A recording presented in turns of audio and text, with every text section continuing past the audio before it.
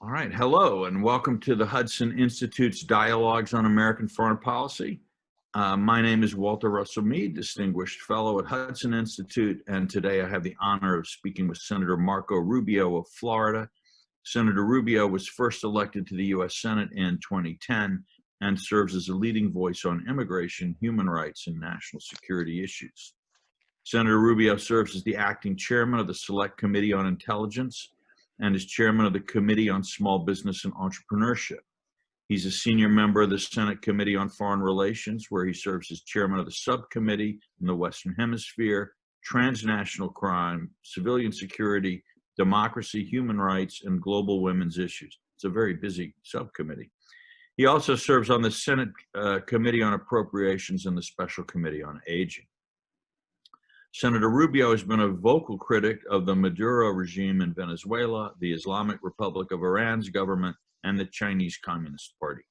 In July, Senator Rubio was part of a group of U.S. citizens banned from China as a result of his criticism of the CCP's human rights abuses against the Uyghur population in Xinjiang.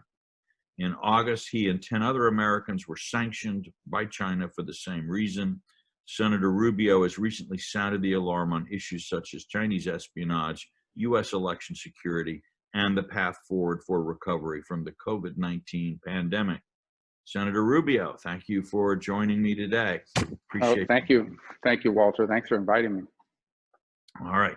Well, as we're looking toward an election and trying to wrap our heads around where the United States may be going, what do you think the major themes of a second Trump administration's foreign policy would be?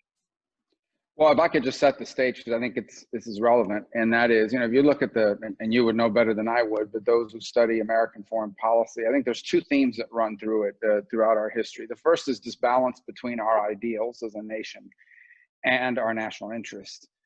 They don't always necessarily align. We saw that in the Cold War, and we see that even now in parts of the world. And then historically, our nation seems to, especially since probably from Waterloo forward, you've seen a country that has sort of struggled between the exuberance of our power, which is considerable, and our limits. Even though we are the most powerful nation in human history, there are limits to our power. And so what ends up happening is as we engage in the world, eventually, we find our limits, and then there's a blowback against that, and it causes the American people to sort of say pull back and focus on what's going on here at home.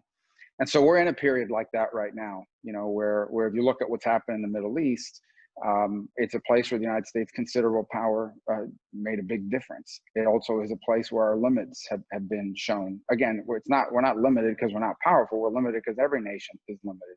It's also a place where our ideals and our national interests are at stake. So I think for any president, and especially for this one, getting that balance right is important. And I say especially for this one because he has challenged a lot of the convention around both pre-existing alliances and so forth. And in hindsight, I think that's been a very positive thing. At a minimum, if you supported the world order that existed from World War II to 2016, then it caused you to go back and sort of justify it because it's being challenged. And if you thought it needed to be reformed, then this administration has provided a roadmap for that. So to answer your question, I think the biggest task of a second Trump presidency will be to sort of give structure to those instincts that he brought into the office. What does a 21st century NATO look like? What does a Asia-Pacific, Indo-Pacific alliance look like with India, Australia, Japan, and the United States? What are our interests in the Western Hemisphere look like? What role do we want to play in Africa, in a place where the Chinese have become increasingly aggressive, both for the votes at international forums and because of natural resources, and in the Middle East?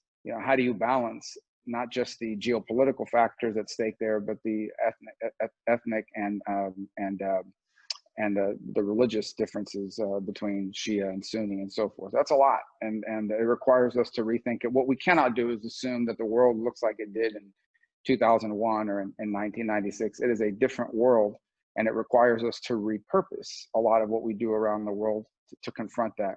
And my last point, and it was a long answer, but that's what senators do, and that is clearly, in my view, when they write a book about the 21st century, the vast majority of that book is going to be about the relationship between the United States and China and whether there was a sustainable equilibrium between the two countries, or whether there was a disequilibrium, an imbalance that led to conflict, which I think would define the 21st century negatively. So that's a big undertaking, but that I think is the overarching themes, I hope, of a second Trump term. And do you have any, I mean, you certainly meet with the president and talk about these issues with him. Do you have a sense of what those instincts are telling him about how to bring a structure? Because I think one of the criticisms people sometimes make of him is that he has a lot of instincts, but it's harder to try to put these in, to build an architecture and to sort of develop a strategy around those instincts. What's your view?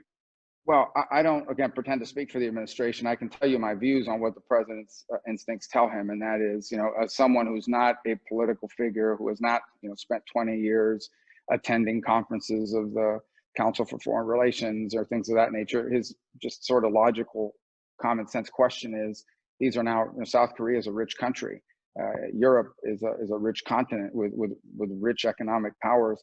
Why are we spending so much money providing for their defense? And I think that's a valid question. And by the way, he's not the first one to ask it. I think there's a good opportunity to sort of balance. We don't keep doing things just because we've always done it that way. It's a good opportunity to answer that question. And I do think it's a good opportunity, as previous presidents have done, to ask for our partners to do more in their own defense. You should at least be able to expect from your allies that they are capable, especially developed nations, that they are capable of protecting their national territory. Their ability to provide assistance in foreign conflicts outside of their national borders are a different matter, but their ability to protect their own territory is something that is not too much to ask of a developed nation. So I think that's a good starting point where I think he'll think about. I think the same is true with regards to South Korea to some extent. Now, how much of that is, we're in active negotiations with them now.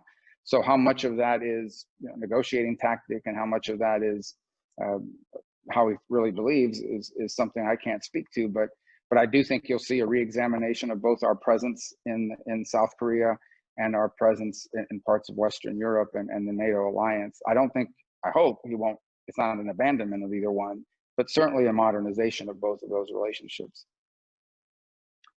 Let's turn to the Western Hemisphere for a little while, because I think that's a part of the world where you have taken a lead on some issues.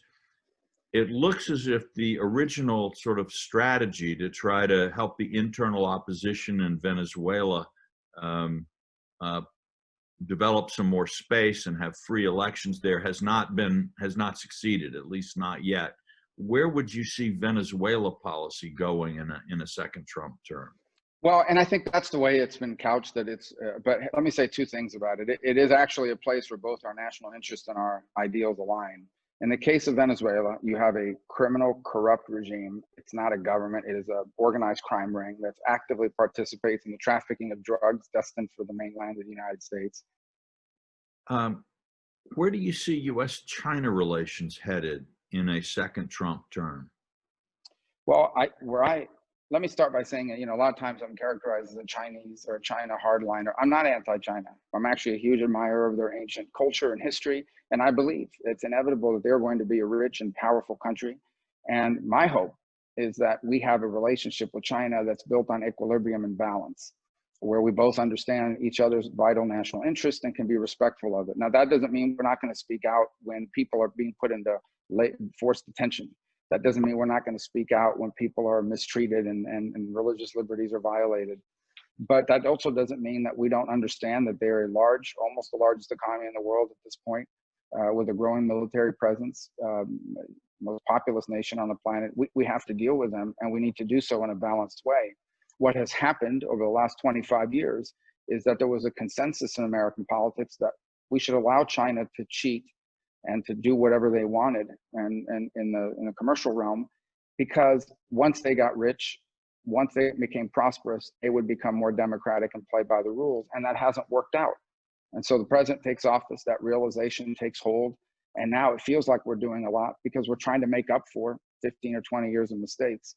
So my hope is that in a second term, that we can begin to reach that equilibrium with them that's sustainable for the long term and leads to both peace and prosperity. As we'll be competitors, in some cases we'll be rivals, but we don't want to wind up being enemy, combatants in an armed conflict if that can be avoided. And I don't think they want that either. But that may be where we wind up at some point in the future if we do not do the things now to have some balance there.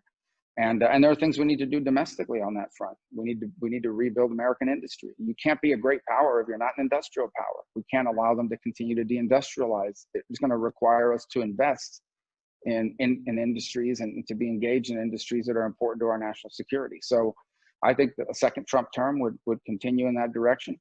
I think that's why the Chinese prefer he not be reelected, because they think, frankly, that former Vice President Biden is a more traditional political figure that will kind of go back to that previous consensus. Sounds like to me as if Taiwan may be the flashpoint in U.S.-China relations, the one place where our vital interests might clash in some way. How do you look at the Taiwan issue? Well, it's a tricky situation. Obviously, the Chinese position within Taiwan has eroded, as you saw in the recent elections in Taiwan. Clearly, those who oppose being linked to the mainland have grown both in prominence and in political strength. At the same time as the U.S. has become more assertive in its relations with Taiwan, sending now 2 high-ranking officials there in the last month and a half.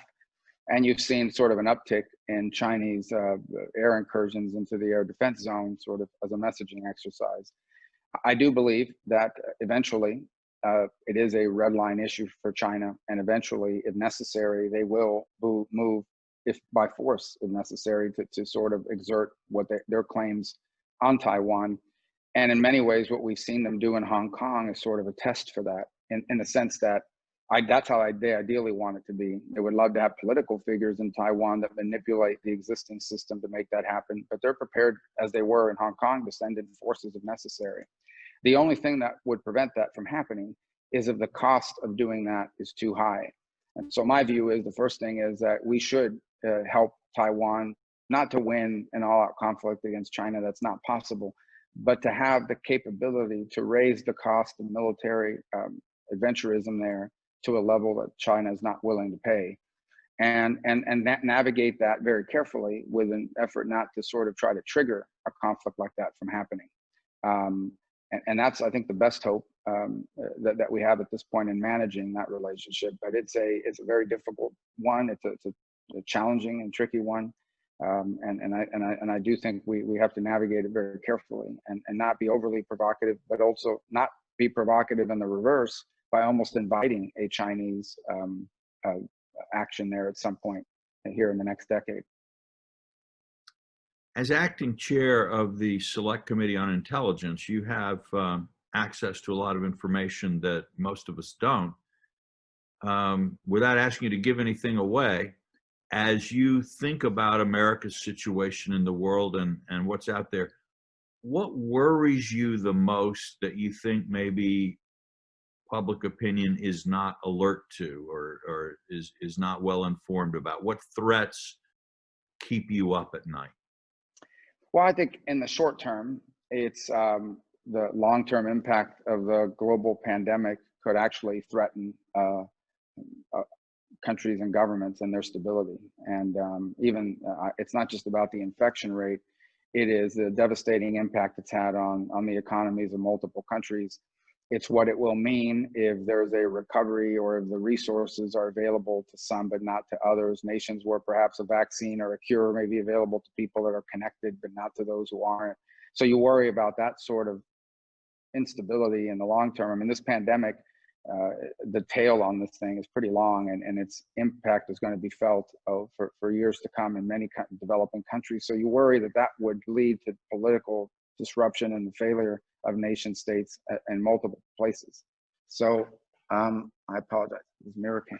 So I think that's one of the areas that that I worry about in the short term. I think in the long term is the possibility of an unanticipated crisis in the Asia Pacific region as an example. I think at some point in the near future, China is going to have to pick a war of choice, a place where they put their their military power to use to prove it. You know, you can build all the ships and all the capabilities you want until you've used it. No one believes you have it. So I think they need to find somewhere where they're going to test it out. It has to be a place where they can win quickly and de-escalate before there's any sort of global mobilization against them. And I worry about that because that could spiral very quickly if they pick the wrong place. For all of their growing military power, the Chinese really haven't been involved in military conflict for a long time on a large and extended scale. So you worry about the exuberance of sort of generals and military officials who feel pretty confident about their abilities and want to put these toys to use. And I think that's something to be really concerned about in the midterm. And I think obviously in the long term, it remains the issue of China and the fear that we may, if we don't take the appropriate steps now, wind up in 25 years or 20 years or even 15 years in a very different world where we no longer have some of the benefits of the role we played today in all sorts of things, setting standards on all sorts of industries and how that benefits Americans, both from their security and their economic standpoint. So, you know, short term is the pandemic, midterm is some Chinese adventurism, and then long term is sort of a reordering of the global order to our detriment. Well, we're coming to the end of our time. Just wonder before we finish, do you have any good news you'd like to share with people? Because you've been talking mostly about very gloomy subjects. Yeah, well, I mean, foreign policy is tough, right? I mean, it's as I said, it's a tough place to sort of understand that the idealism and the balance between idealism and pragmatism is very real, and we have had to make throughout our history pragmatic decisions that sometimes are difficult, but they're the right choice. And you know, people, unfortunately, you know, history never talks about the crisis that was averted, because, you know, it doesn't happen, and then people can always dispute over whether it did happen. And I think that's important to remember when we talk about all of this. Is one of the big things about foreign policy is not something dealing with what before you now, but anticipating what it can turn into and trying to avoid that from happening, and the willingness to do it, knowing you may never be rewarded for it, either politically or by history. So the world is changing. It's changing very fast, and our approach to it has to change to keep up. I do think there are real opportunities in the world as well. I think by and large, the countries of the Western Hemisphere are democratic. I think by and large, the world, for the most part, has learned more about there's a growing global acceptance of what China's intentions are and push back against it. We should be smart about mobilizing that in an effective way. Those are positive outcomes. And in the end, I always tell people this, you know, with all our challenges, and we have many, I still wouldn't trade places with any other country in the world. I wouldn't rather be another country. I wouldn't rather have another country's future. I'd still rather be us.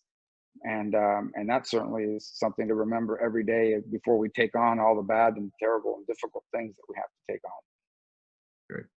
Well, thank you very much. I'm sure we'll be speaking again as time goes on, and I know you've got some interesting work to do in the next couple of months. Yeah. Busy time. It's an interesting year all the way around. Yes, and not finished yet. The writers keep adding new plot twists. I know. Okay, well, thank you. I appreciate this opportunity. Thank you, Senator. Take care.